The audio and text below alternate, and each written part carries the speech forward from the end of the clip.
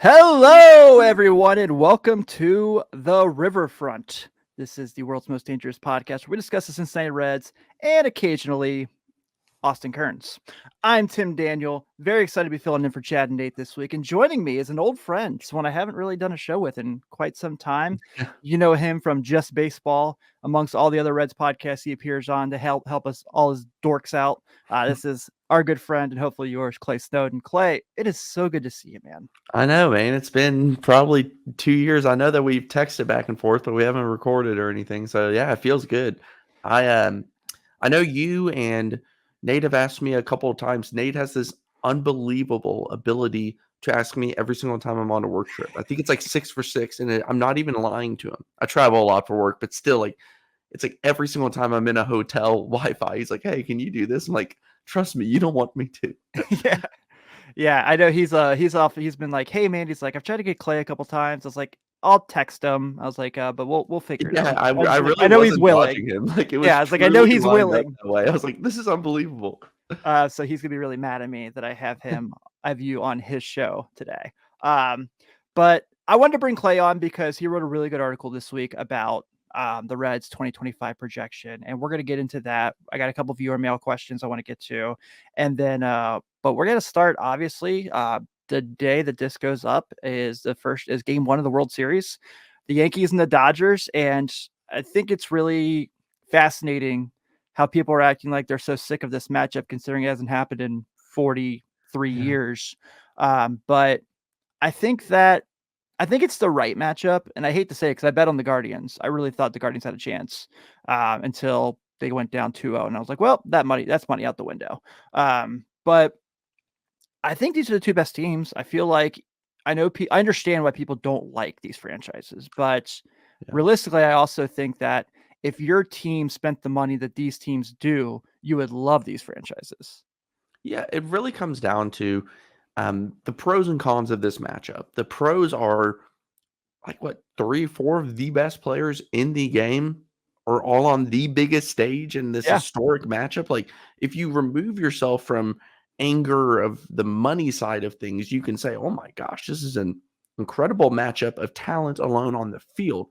I understand where people are frustrated about the idea of these big market teams who can quote unquote buy their World Series, which has not been true in recent memory, keep in right. mind. But I understand that frustration because you want your team to be that, and they're not.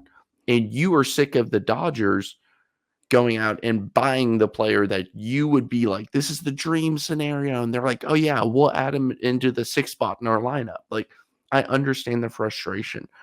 If you can remove yourself from that and just look at the talent on the field, this is going to be an awesome matchup. I think it goes 6 or 7. I would even say 7. I feel the same way because I just feel like there's too much talent, and I feel like the chess match you're going to see in every pitcher batting matchup is fascinating. How does Garrett Cole attack Shohei Ohtani? How does the Dodgers pitching staff pitch to Aaron Judge? It's amazing. I mean, what do they do with Juan Soto because he's been on a tear? It's going to be really fun to kind of see the strategies for both teams throughout these. Like I said, I'm with you. I think it's 7 games. Yeah, I mean, both of these teams have, like we said, the high end talent, and I personally think the Dodgers have a little bit more of like the experience depth, Yeah, like a Kike Hernandez type player who's been around and been in these type of moments. Him in particular, I think he's just okay player, but he's having a great playoff. And it's going to come down to a lot of pitching at the end of the day. And both of these teams have enough pitching. Obviously, they've made it to the World Series. But it is funny. The other day, I was watching the last game the Dodgers were in, and a couple of those pitchers, like most people have no idea who they are, right. including my. At one point, I was like, yeah, I've seen this name like in a box score or whatnot. But like, I don't know anything about this guy really, and maybe that's more saying something about me. But it is kind of funny to see like the big bad Dodgers still have players that are waiver wire types or 28-year-old rookies. Like, that's part of team building. So when we see that with the Reds too, just understand like that's not uncommon or only to the Reds. The difference may be, are those the splash moves or not in Cincinnati? Yeah, yeah, absolutely. I think that, yeah, I'm with you. I think I'm taking the Dodgers just in the sake of, as much as I love Aaron Judge and Juan Soto and Giancarlo Stanton, Mookie Betts, Shohei Ohtani, Freddie Freeman. Yeah. I know he was hurt. I'm glad to see he's gonna be back in this series because I feel like it would have been a flawed series if he wasn't. I Hmm. feel like those three are just too hard to get all three guys out every chance the lineup goes around. I'm actually going with the Yankees in this one. Yeah, Not only because I want to go contrary to you, Tim, um, sure. but because I'm just joking. But No, that's fine. um, honestly, I think that they just, and I said this back in like June. I was like, this feels like a different Yankees team. This feels like the Yankees that we have grown to hate. The past few years, it didn't really have that feeling with them. The past 10, 12 years, I don't know. They just didn't have that feeling. And I remember I was on a podcast earlier this summer, and I was like, there's just a different feel to this team. And in terms of Yankees years, it's kind of like dog years. Yankees years, they haven't been in the World Series in forever. They haven't won Yeah. one in forever. Like, they were hungry. They were going to have all the pressure on them, and I think that they capitalize. Yeah. I mean, I definitely can see it. I think it's one of those It's a things you can coin go either flip. I way. mean, Yeah, yeah, it really is. I think it's cool that it's these two teams in the sense yeah. that I mean, you're a Celtics fan, so you understand. Like when the Celtics and the Lakers play in the finals, it Oh yeah, just means more. it's And awesome. Yeah, yeah, so in this case, and I feel the same way about if Kentucky plays Duke in a national championship, I feel the yeah. same way. You know what I mean? Like even though I'm not a fan of those two teams, I that's what I want because I love sports history. Except for the Hmm. Steelers, I never want to see them in a Super Bowl ever again. But that's neither here nor there. So let's get to some Reds talk. And I know right now it's kind of a lot of there's still the excitement of the Francona hire. I mean, I don't know if there's gonna be a better acquisition in baseball this offseason than what the Reds did, getting him to be their manager. Obviously, people are really excited about what they're seeing from Arizona Fall League right now. Guys like Luis May, who have really, really made a name for themselves, and Matt McClain, though hasn't played the whole time, but looks like he's kind of getting back to Matt McClain that we saw from 2023. It feels like for the first time in a long time, and I know people might make the case that just last year they had this momentum going into the offseason. It feels like the momentum is feeling really good about this team. It feels like the fan base is really happy, obviously with the Francona hire and seeing the young depth that we've all been talking about for a few years now. So I feel like really this is a team that I think has a few more pieces to make. Obviously, you saw that this Mhm. season, but the fact that they lost so many one-run games and so many close games, but it seems like finally we're at a sense where Reds Twitter is kind of like for the majority of the time, like, hey, this is nice. We're kind of getting along. We all want the same thing. Yeah, I think it was just the element of surprise. Like the Francona hire was a surprise. It was the top of most people's list and a lot of, publications list. So um, Reds fans aren't used to getting that surprise or Right. getting the long, oh my gosh, this would be pie in the sky. But, here's who we want. Here's what we are projecting we get type of a mentality has kind of fallen into order recently and rightfully so. And um, so they got the surprise. We got these surprises fans. However, that's the first move. It's a big move. It cannot be the biggest move of the offseason. There has to be more done besides just the manager. I think getting a new manager was important. Okay, check. Now let's see the players that play the baseball game that results in the outcome more than the manager. What's going to happen there? How is that going to change? And that's why I was sitting here thinking, like, I'm seeing all of these people with different ideas of where the offseason can go. And I was thinking, okay, what's actually possible? And that's why I did the article about like where is payroll? Where do I think it will be after some of these options and whatnot? And what is the quote unquote salary cap for the Reds? Because if you base it off of historic trends, you'll be able to get an idea of what's realistic or what's not. Adding $90 million in AAV in 2025 is not realistic. Could they do it? Sure, maybe. I don't know. I truly don't know. I know there's a lot of argument about that. I don't know. But what does history tell us is more likely to happen, and how much of a space do we have to work with? Right. And I think that was why I read it and I was really, really impressed with it. And one of the things you kind of mentioned there, not to bury the lead, is you felt like it was more likely this team would go the trade route than big Mm, time free agent signings. And some of the names you listed are names we've heard in the past, but still names I want to talk about. One name obviously being Luis Robert, because God only knows what the White Sox are doing. the White Sox will know what the White Sox are doing. Mhm. I got to tell Paul about that because I know Paul's working for them now. But Luis Robert's a name that a lot of Reds fans have kind of fantasized about. And I don't know, maybe it's the Francona hire. Now we feel like anything's possible. But I think when you go into this season, and we've all mentioned this on all of our shows, we all love TJ Friedel, but you can't go into another year where TJ Friedel is your best outfielder. Yeah, I agree. And the Luis Roberts situation, the reason why that makes sense is not because I'm just like fishing for a big name for people to be like, oh, yeah, like, sure, let's go. Like, I think it makes sense because it matches so many timelines.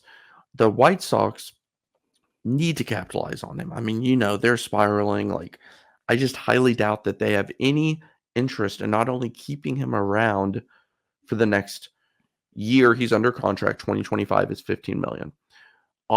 Team option in 2026 for 20 million, team option for 20 million in 2027. So essentially that's a 3-year contract for anyone that gets him, or they have the option to make it. That's another interesting thing that makes it attractive. If something goes wrong, you can get out.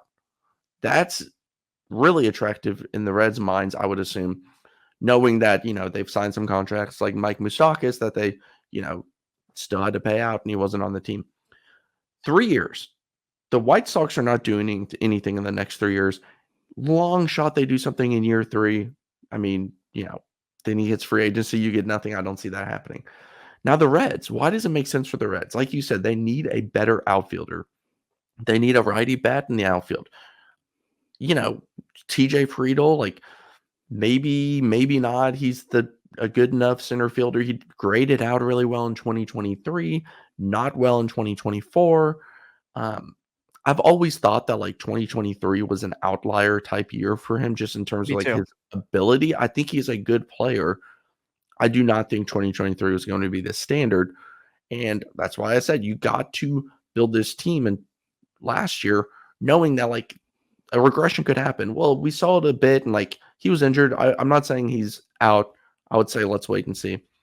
But when you look at Robert's contract, like it lines up really well because you have, in terms of like the players who are going to be here in the next 3 years and possibly beyond, Tyler Stevenson's an arbitration too. You could extend him if you wanted to. He's an ARB3 in 2026. Other than that, like there's really not a whole lot. You would have Nick Lodolo. Now, keep in mind, this is during that 3-year window. Lodolo would be an ARB3 at the end of that in 2027 season. Everyone else is pre-ARB. Like, for the most part, everybody else that comes to your mind when you're thinking of who you want the Reds to keep is in pre-ARB. So, essentially, you could line it up where Luis Robert comes here, plays for the next 3 seasons, and you can let him walk before having to allocate any money towards Ellie or, insert whatever Reds player you want them to keep. So his contract will not directly take away from the homegrown talent staying long term. And I just think that match makes a lot of sense. The Reds have young players and prospects that they could trade for him. And I just think it could happen. It makes a lot of sense in my eyes. Yeah, I love the idea of Luis Robert playing for this team. I think that as far as that, you can really put him multiple spots in the order. He's that right-handed bat you mentioned. He's not going to kill them financially because we know Bob and Phil are super anal about their finances. The Bally Sports deal obviously makes everything really interesting wherever that's going. I don't know, is it officially FanDuel Sports? I know the Cavs are FanDuel Sports now. Yeah, it is. FanDuel Sports, whatever. Yeah, Network, just Sports put the game Betting. on TV so I can watch it. That's all I care about. Yeah. Or put on the app. I think that's a great idea too. The other name, obviously, you brought up, and it's a name that's also come up a million times, so we're not throwing any shot value out there. Anthony Santander. His situation is different from Luis Robert in the sense that he's probably going to hit the market. And I think that he's another name that makes a ton of sense as far as talent level that the Reds really need. Financially, your breakdown looked like he was a little cheaper on the year-to-year than Luis Robert, but I think I like Robert more. But if there was Santander and they don't get Robert, I'm not going to be like, damn, that was a waste. Yeah. So they're very different players. Anthony Santander actually was originally a Rule 5 draft pick. kind of took a little bit to click with Baltimore, and he's not going to hit for a high average. It's not like he's a high strikeout, awful hitter who only has power. That's not the situation. But he has Right. massive power and really broke out with over 40 home runs this year. Switch hitter, which I love having a switch hitter, Me too. especially one that's as talented as him. And I think he would really do well in Cincinnati at Great American Ballpark. The thing that is confusing about him is I cannot figure out all of the numbers I used for projections were directly off of SpotRx website. I was stuck with every number with them. Any complaints about those numbers? I thought some were funky as well. That has to do with them. They know more than me, so I just said, okay, let's roll Yeah. with it. Santander is going to have a big market because he fits that. Oh, like he's in that range where it's not we have to pay Juan Soto money or $30 million AAVs for 9 years type. He's not in that range, but he's in that next tier that enters in a lot more teams. So obviously more teams involved, you may have to tack on an extra year or 2 years, whatever it may be. I don't know if he's the type that gets a 4-year contract or if he's the type that gets the 6-year contract. Like, I don't know. He's a very interesting player.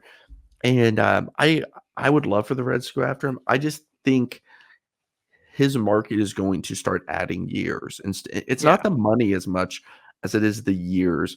And I think that the Reds are going to, I would love for them to roll the dice somewhere. And if I had to pick, I would roll the dice on the Luis Robert trade. That's Me too. shorter term and a little bit, I wouldn't even say less risky. I mean, Robert was mediocre, and I wouldn't say that. That's really harsh. He was not as good in another injury season this year, playing for an awful team. He's had an injury history, so they're both have their own risk. But in order to build a good baseball team, you have to take risk from time to time, and I think it's a good time to do it.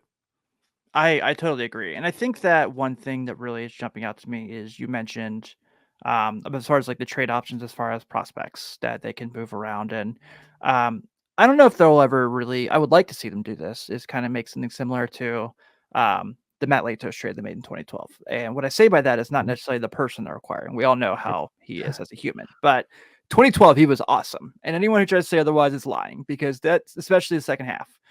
Um I think that that's kind of the route you can go here, not only in the sense of just those guys that haven't made their major league debut yet, but guys like, trying to shake out multiple things. I mean, Mhm. there's going to be an odd man out in the starting rotation. Maybe it's a little different now that Brandon Williamson's likely not pitching this year, but what's Graham Ashcraft's future look like with the Reds? Mhm. What's Andrew Abbott's look like? What's Nick Lodolus look like? Which I think those guys are long-term Reds, don't get me wrong. But in a situation where they can upgrade to that, are those names, maybe there's other names I'm not thinking of particularly, but I feel like those are the names as far as like, I think everyone knows the Reds are not moving Hunter Green. I think everyone is aware of that until Mhm. his free agency year. But I feel like those are names that maybe if you want to up your talent level, are those names you potentially see on the table, or am I just going way out of left field here? No, I think that the Reds could make interesting moves with kind of the 40-man roster players. So that includes, when I say that, I'm not talking about established players who are, probably going to be difficult to move, but some of the younger guys who are like on the 40-man, like I think you could see those moves. I'm really not ruling out anybody, to be completely Same. honest with you. Like a Chase Burns, somebody who they literally just drafted in the first round, like that's off the table. And I'm sure that they have their own players that are non-movers, but each year that we talk about these prospects, they're 1 year closer. And we're starting to see more players that, rather you and I or anyone listening believes this, like the front office has players that they think are long-term pieces.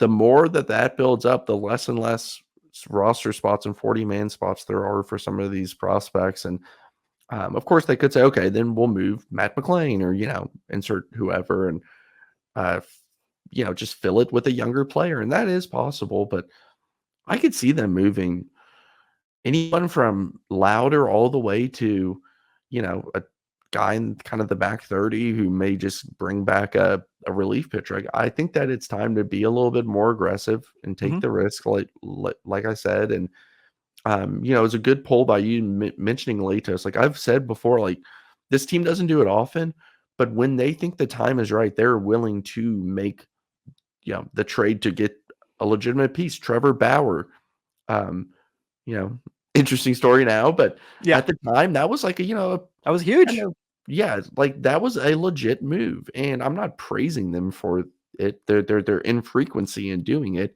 but I'm saying there's evidence under this ownership that they have done it in the past, which at least can say, okay, well then they can do it again. Yeah, I agree. One last name I want to throw at you before we get to a couple of viewer mail questions. We know the Reds are ones to kind of take these low risk, potential high reward guys. What is your attraction level to Walker Bueller being a member of the Cincinnati Reds? Yeah, I think that I think it's rare for him personally. Um, his family lives here where I live in Lexington, Kentucky. I'm sure he would love to be back home. He grew up here and like, back home, relative term there. And the only thing that I think is difficult there is how often do we see like legit bounce back candidates sign for Great American Ballpark? It doesn't happen. It really doesn't. I mean, you look at Frankie Montas, he was coming off of like a massive injury Yeah, as a bounce back and had to pay him more than Jack Flaherty got as the bounce back going to Detroit, a pitcher's park. So you really have to pay a lot. And I don't know if Walker Bueller, like, there's a certain threshold of like, here, bounce back, don't go to Great American Ballpark. Well, then on this side, he kind of lives close here. He grew up a Reds fan. Like maybe there's some things where he's like, yeah, I'd be willing to trade this for that type of a deal. So it's hard to say with his situation in particular, but there's going to be a lot of suitors for him, especially if, the Dodgers say he's not coming back or whatever. Like there's going to be a lot of people that say, Walker Bueller 1-year deal. Now, what are the Reds willing to give him multiple years? Is that the difference? Do you really roll the dice, trust your pitching coach and all of your staff to say we're going to do this, this, and this, and it's going to work? And are you that team that's willing to give him something he may not get? Now, if I'm him, I'm taking a 1-year deal no matter what and hitting the same. market again. Yeah, And if that is the case, then I don't know why he would choose to go to Cincinnati just because of, the ballpark. I know that's like such a boring answer and too like black and white, but the you're talking millions and millions of dollars of difference. Like I would rather go to a better ballpark, even if it helps just inflate my numbers for me to cash in. I agree. I like the idea, I would but love it. I would be yeah, very, very happy. yeah, absolutely. But I also feel like your points are very valid in the sense that, okay, why if the Mets are also calling for Walker Bueller, why would I go to Cincinnati? Yeah. And so I think that that's really where it gets interesting. But yeah, absolutely love the idea. All right, so Clay, I got a couple unique, fun viewer mail questions that I'm kind of curious to kind of get your thoughts on. So I hope you have a few more minutes for me. Yeah. All right, so first one here is from my guy Rich Thompson. If Matt McLean comes back healthy and has a good spring training, what will the Reds starting infield be? I feel like if he comes back, you generally know catcher through short. I'm still really curious about third base because does Yeah. Espinal's $4 million option get picked up? What's the game plan with Noelvi Marte? Is Edwin Arroyo a possibility candidate there? Do they possibly move Ellie to third and bring Arroyo up? Is a question I come up with time. Please, no more Ellie to center field conversations. Please, no Matt McLean to center field conversations. But kind of genuinely curious is do you have like a thought process on that as well, or Yeah, I think that kind of what they do at third base is the big question. And the not answer, but comfort to an extent is that they do have options there. Like there's Mhm. players who have had success at the major league level, and there's multiple of them that could factor in at third. That is an okay place to be. It's not a great place, but it's not the worst either. And it's for me, it's somebody from that group is going to win that job, and it's hard to say like, oh yeah, they'll be much better because I don't know if they will. But I think that there's enough talent in that competition with like Marte, Candelario, like Espinal, like whatever they decide to do. Excuse me. That somebody will win that job, and there's a non-zero chance of them being a solid contributor. We see players have down years all the time. A lot of those players that we just mentioned, like Candy was really good in 2022 and bad in 2023 with a pretty, significant nagging injury. Marte showed a lot in 2022. Complete disaster in so many ways in 2023. Yeah. There's a chance. I know that's kind of not what we want to hear, but that third base ends up not being a problem at all. I mean, it could happen, and then we'll all laugh about it, but there's definitely concern. Yeah, I definitely agree. Good friend from the north of the border, Joey Gaditza asks, how many significant moves have to be made in to be in the conversation of a playoff spot? This kind of goes back to our full conversation we just had. Um, 2 or 3. I think if you fix the outfield spot and you get an okay back end starting pitcher, I feel pretty good. Yeah, I think that you need a pretty, and that's the thing that makes this team interesting is when you look around and say, shortstop, is there a hole there? Well, no. Second, no. Like we've got the guys that we like. Their catcher, no. And you start realizing there's not that many like open spots today. So why not invest a lot in the big open spot in the outfield? And that's where your mind starts to drift towards big names and this, that, and I get that. And it makes sense. I think getting that righty bat in the outfield would be huge. I think that's massive. I don't think it has to be a righty bat necessarily, but that would include more subtractions, gets complicated. Starting pitcher, that's number 2.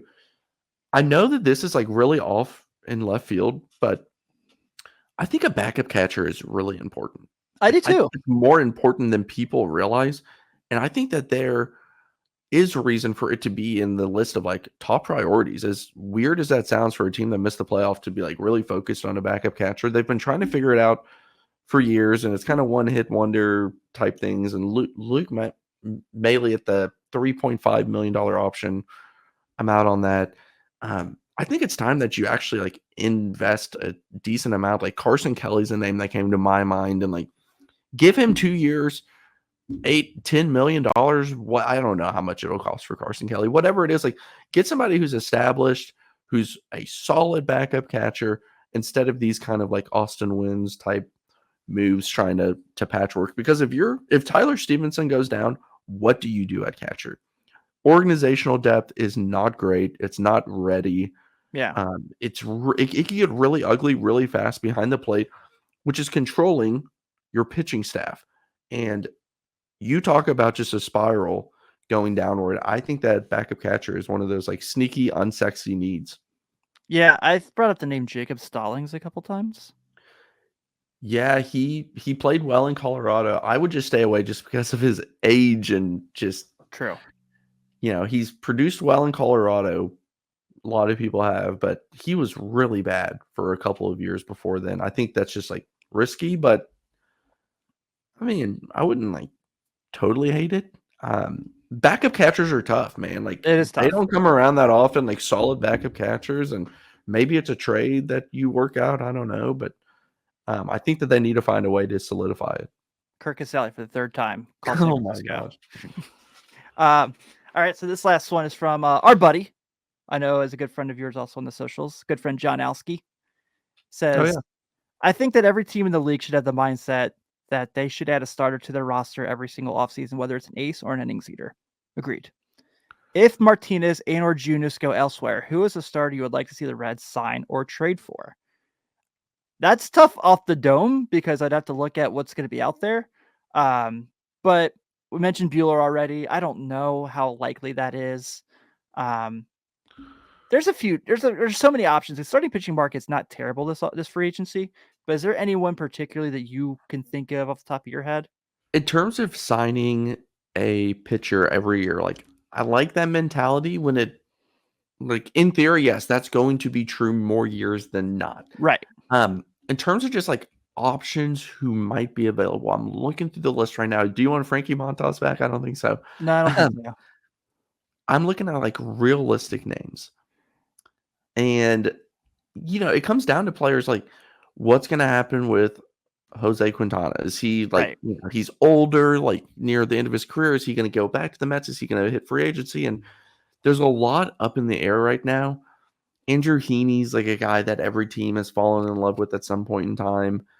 Um, there's not like a ton of names. Like I would really have to like think about Nick Pivetta. Like what does his? I would have to think a lot about like their markets, but I would imagine the Reds would not be able to sign. And this is why I mentioned trades in my article. Like I don't think you're signing the level of free agent starter for more than 1 year of maybe even slight overpay. So it always comes back to me towards trading and of course drafting. And that's what we've seen Louder and Burns and um, Floyd. And, they've invested heavily first, Yeah. second, third round picks and pitchers. That's the way that they have to do it. It's similar to Colorado where they're trying to just build their rotation through draft instead of free agency. I agree. I don't know if they just have the possibility to do like what Cleveland did this year with Matt Boyd, where all of a sudden he's starting game 2 of your series So and weird. he's really good. You know what I Yeah, mean? like 33 innings of Major League Baseball before the playoffs. That was it. Yeah, and he was really good in that Tigers game in the Good. playoffs. Yeah. And those who don't know, I cover the Tigers as well. So I've watched a lot of Matt Boyd over the past couple of years, and he wasn't very good with the Tigers, and then he was injured, and like that's why he didn't sign till middle of the season with Cleveland. I thought this is weird, and then he's playing against the Tiger or pitching against the Tigers in the playoffs. Very odd, but good for him. From everything I've ever heard, he's like an incredible guy. Yeah, I've heard the same things. I like him a lot. I was really, really happy for him. My wife's family are Clevelanders, so I watched a lot of the Guardians this year. They were a lot of fun. Yeah. I don't know. You think that Tito can convince the Guardians to send Shane Bieber our way just because he's coming off TJ? I had not really thought about that. He's going to be hitting free agency, so can Tito work his magic? That would be awesome. Wouldn't that be like the best? Even if it's for 2 years. Yeah, the amount of injuries and there's some things that every year I say this is not good for Shane Bieber. His velo's going down. This injury, like all these things point towards this, and he doesn't regress in the same way. He figures it out, and he ends up being a great pitcher afterwards. So I don't know what's going to happen with him or what his market looks like, but that's going to be one of the more interesting ones to follow. Yeah, I completely agree. Well, Clay, you gave me more time than I asked from you, so I'm very grateful. It's so I nice just talk too much. No, I love it because I'm the same way. So it's definitely awesome to see you again, man. Before I let you go, if you want to take a second for those who don't know, which I think is very few, where can people find the work of one Clay Snowden? Yeah, justbaseball.com. You'll find all kinds of articles across the whole league there. And then on Twitter, I'm looking up my @Clay_SNO.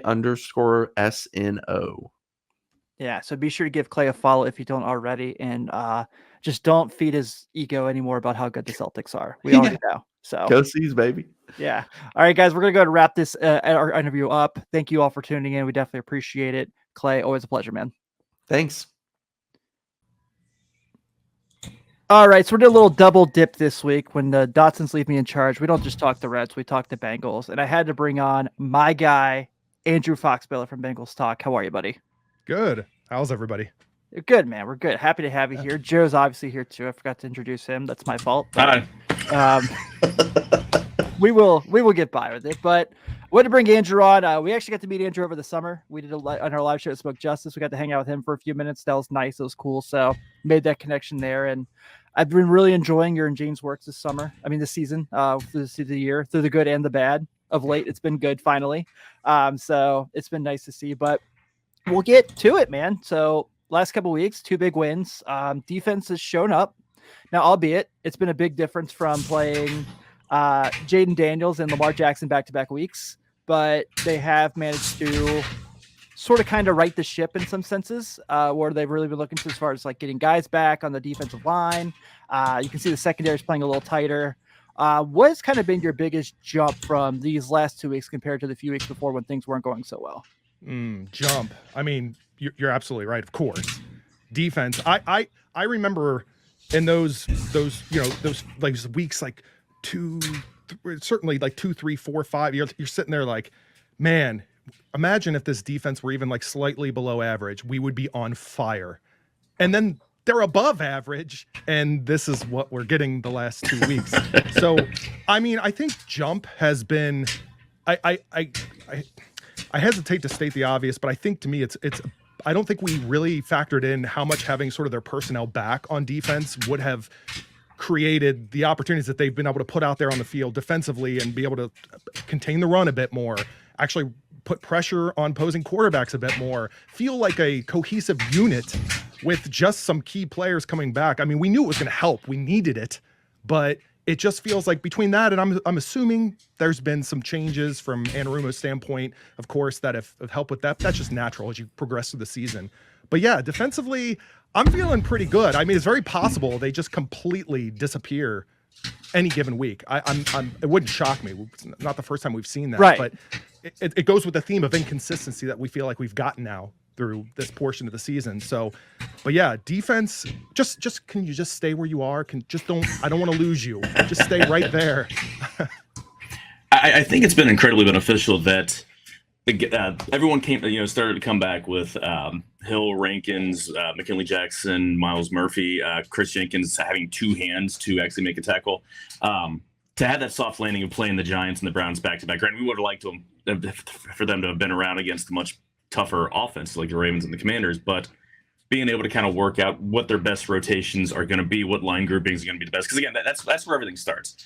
If you're able to stop or at least slow the run. I mean, Nick Chubb had 11 carries for 22 yards. I don't know how explosive we expected him to be coming back after 13 months after a disgustingly devastating knee injury, but outside of Dorian Thompson-Robinson getting loose out of the pocket a couple of times, they did a really good job. They did a good job against the Giants, kind of keeping the run in check.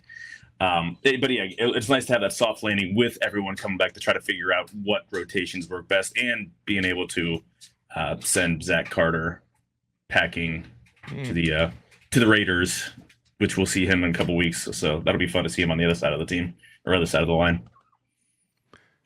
Yeah, I think if you look at also the secondary in general, I would have expected it to go downhill because they already weren't looking consistent. And then with the loss of Dax Hill, the fact that they're actually, they seem to be gelling a bit more. I know we're dealing with injuries right now and whatnot, but yeah, I feel better about all of it across the board defensively. Again, can we just keep it right there? Now we needed this offense to all of a sudden have to work things out again because they looked unstoppable on that side of the ball really up until the last couple of weeks. Yeah, and I think one of the names you mentioned there defensively in the secondary that's kind of really jumped out is DJ Turner. I think that what he's been able to do, and I haven't looked at the PFF numbers to see if I'm correct here. I could be a total idiot, which is very possible. But I think he's looked pretty solid. I know he had a couple DPIs, but I thought they were calls that, the ball's thrown a second closer, we're probably not having this conversation. I think he's done pretty well filling in for Dax Hill, and I can see that you can kind of see the jump he's really made too from last year as well. What have kind of been your takeaways so far from DJ Turner and his time filling in the starting lineup? Yeah, I mean, everyone probably recalls like heading into the season during camp, it was DJ Turner, Dax Hill. Who's it going to be? That's this young upside sort of battle between the two of them, and all I can say is from what we've seen with DJ Turner having to step up in the role that he's in now is, to your point, talking about DPI, I'll take those. I'll take those half second off, whatever, because you were about to make a play, or you did make a play that could have changed the trajectory, the momentum of the game. That's all we needed was that spark on this defense. And as of now, DJ Turner seems to be providing that, among others. But yeah, I mean, obviously he's got the speed that he has. He's a bit of a ball hawk. I'm pleasantly surprised because cornerback for me this offseason was my biggest concern. I remember, big time. I still honestly am concerned just because of the depth factor, because now we're a DJ Turner injury away from like looking around, like what are we supposed to do now? So, okay, but all right, well, we don't have to speak that into existence, even though I just did. But yeah, and then of course we thought we were set at safety. We were like, we got everything. Like, this is great. Like the Panthers are paying for Von Bell to be on this team right now. Look at us. And that's been a bit slow to turn that around, but you're seeing why one of the worst teams. Yeah, I was gonna say you're kind of seeing why one of the worst teams in football would cut Von Bell. I think he just looks old. He looks older and slower, like 2 years older and slower than he was.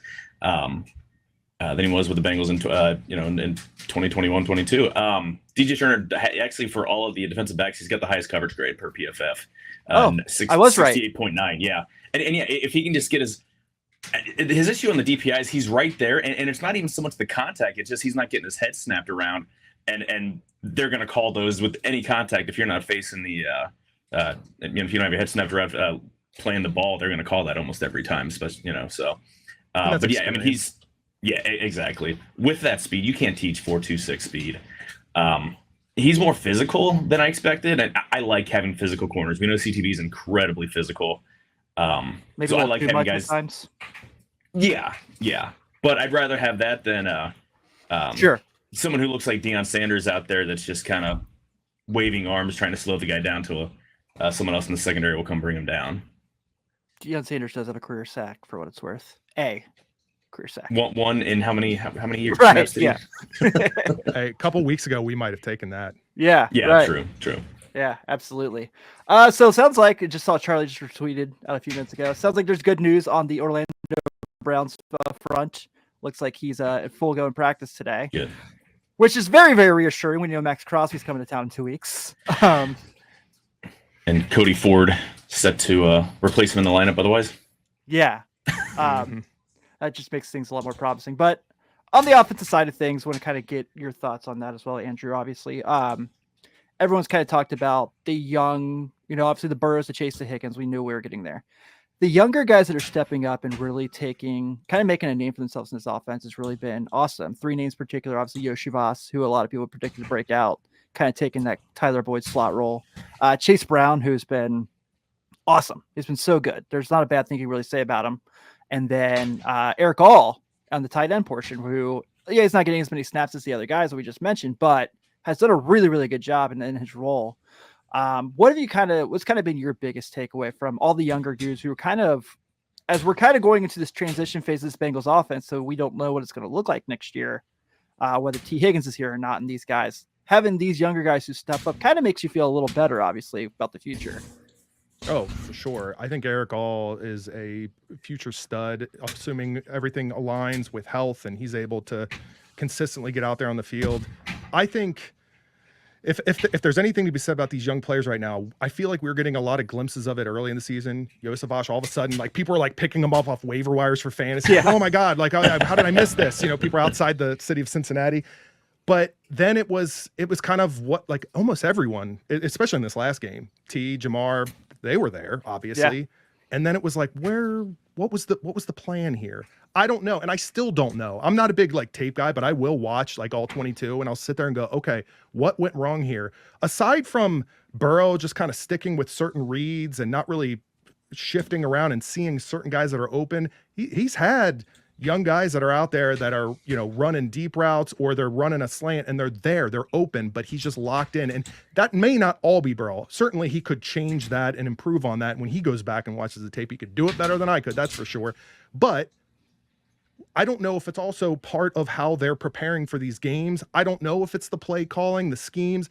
All I know is we saw these interesting little packages as they were getting in those second, third weeks, even in the losses, where all of a sudden you're getting multiple tight ends out there and they're really supporting the run game, the blocking, protecting Burrow.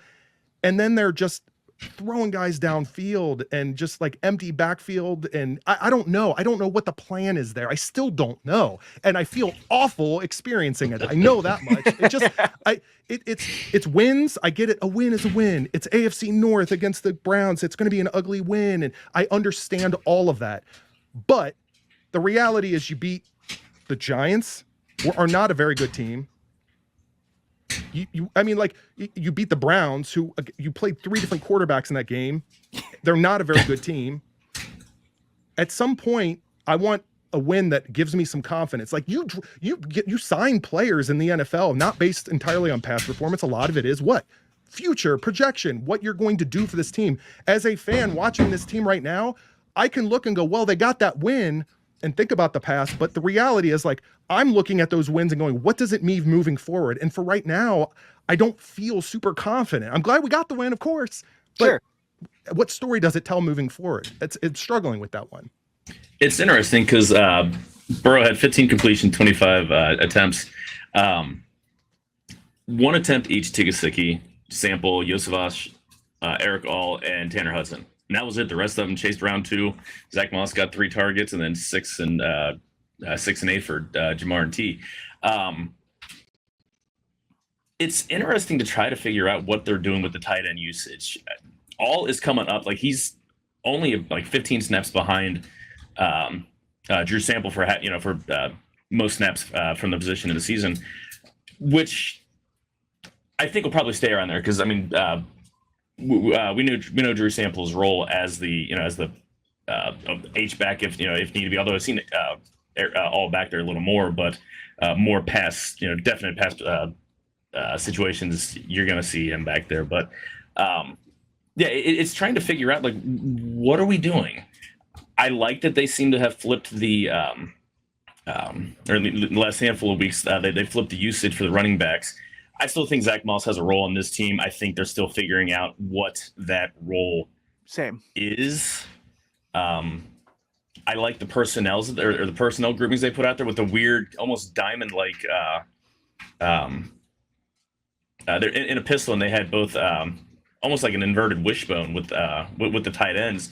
They threw well out of that. They got some big explosive pass plays out of it. I think T. Higgins had like 3 or 4 catches out of that, but they couldn't do a damn thing running the ball. They had like 4 carries for -9 yards or something crazy like that. But this is just kind of an issue with the Bengals where it's mid-season and they're still trying to figure stuff out. This is stuff that you hope would have been settled by week 1, and we're still. This is week 8 coming up. We're in the middle of the season, and we're still trying different groupings and different formations. Is this just them going back to the drawing board, or them just trying to pare down like what works? This seems like this is something that should have been taken care of by week 2 or week 3.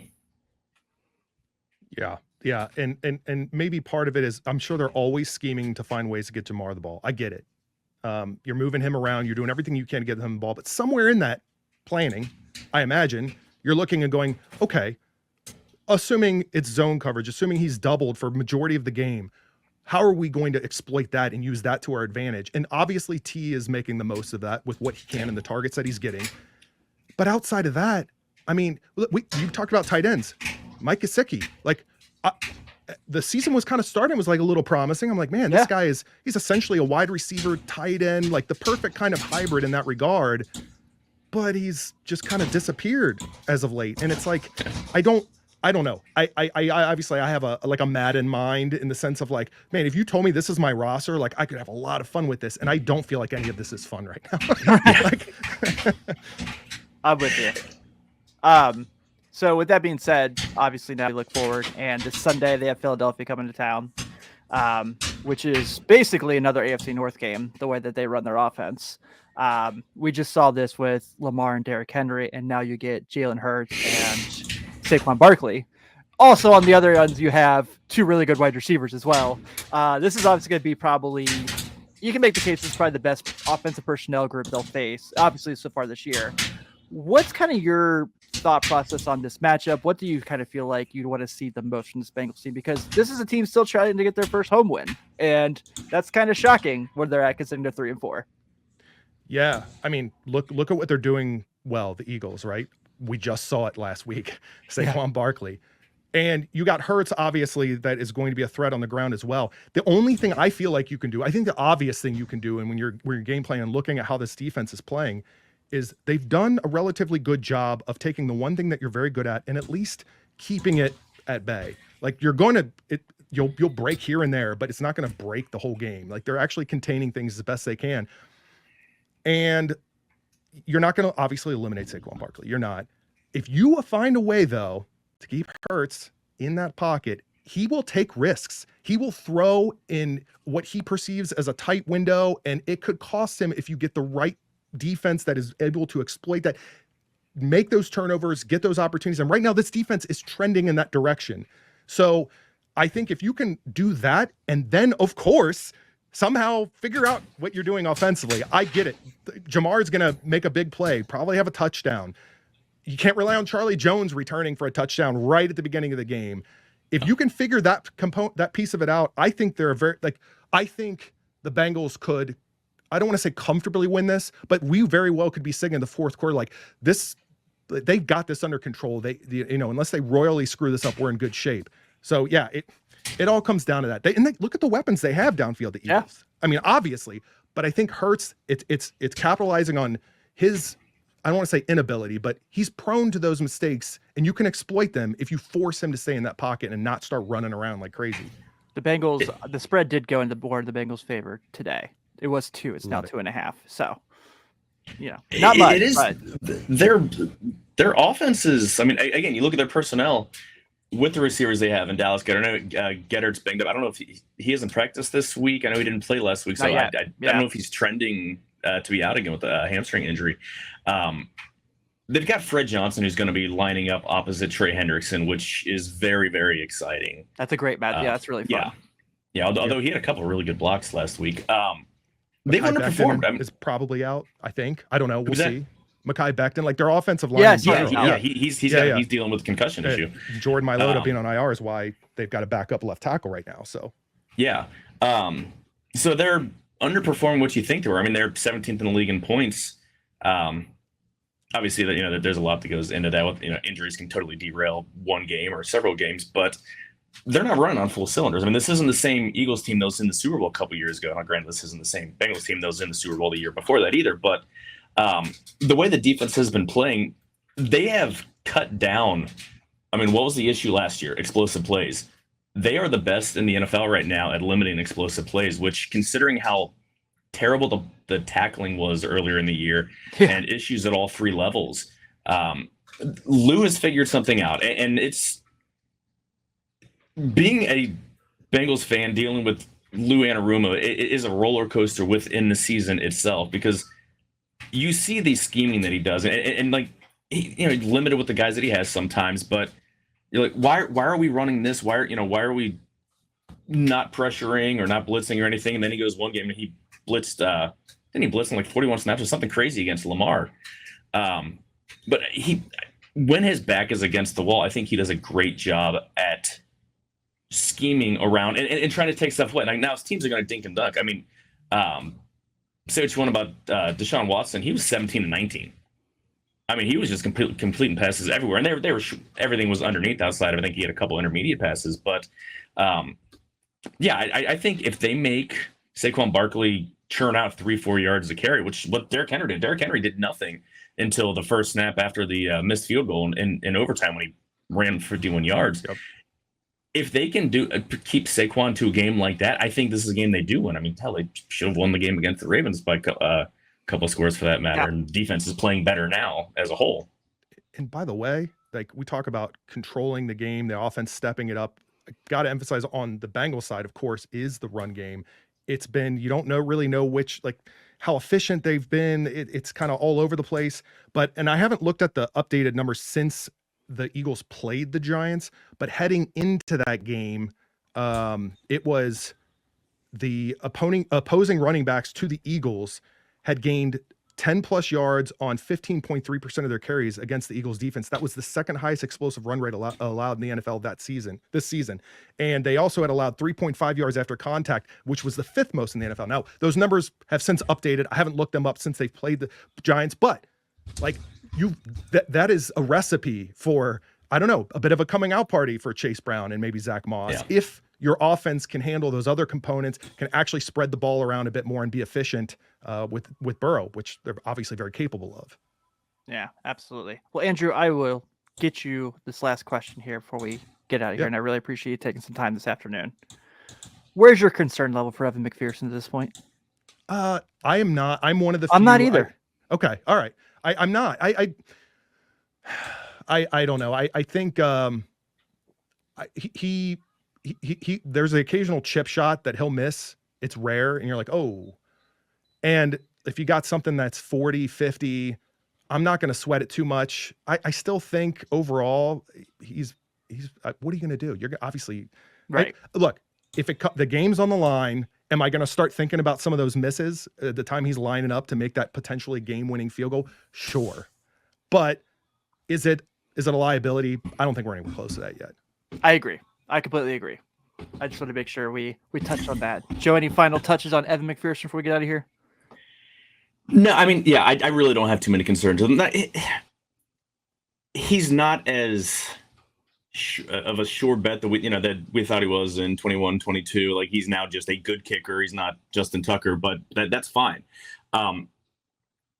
Zach Taylor coaches as if he's Justin Tucker and plays for a field goal when you need to be more aggressive, and settle for a field goal, fine if you have to, but don't count on a 50-plus yard field goal. I mean, that's bit him in the ass a couple times already. But yeah, this isn't Randy Bullock. Randy Bullock. Totally forgot about that guy. Thank God.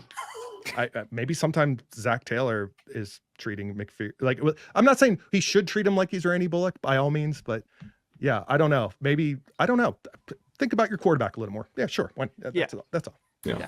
Also, shout out Ryan Rico has been a nice, beautiful piece to this team. So him and Tyson Anderson, it's like a tag team. They've been fantastic. It's been really those guys are awesome.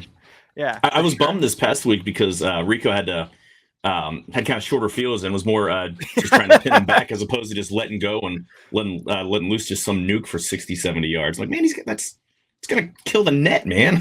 He's guaranteed in the Monday night game in Dallas to hit the scoreboard, right? It's a guarantee. That would be awesome. Like, there's got to be a prop bet for that, right?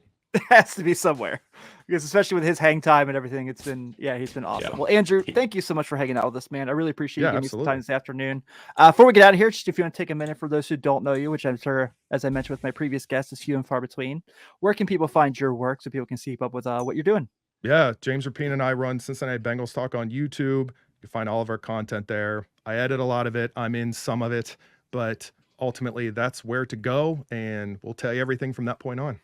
Excellent, man. Well, yeah, be sure to check that out. They're a lot of fun. It's a great show. I check it out every week. So we're going to go ahead and wrap this week's edition up of the Riverfront. Thank you all so much, as always, for hanging out with us and giving us all your shout outs. So we'll be back in, I think Nate's back next week. I'm not guaranteeing it because we never know anymore, but we'll keep rolling. Take it easy, everybody.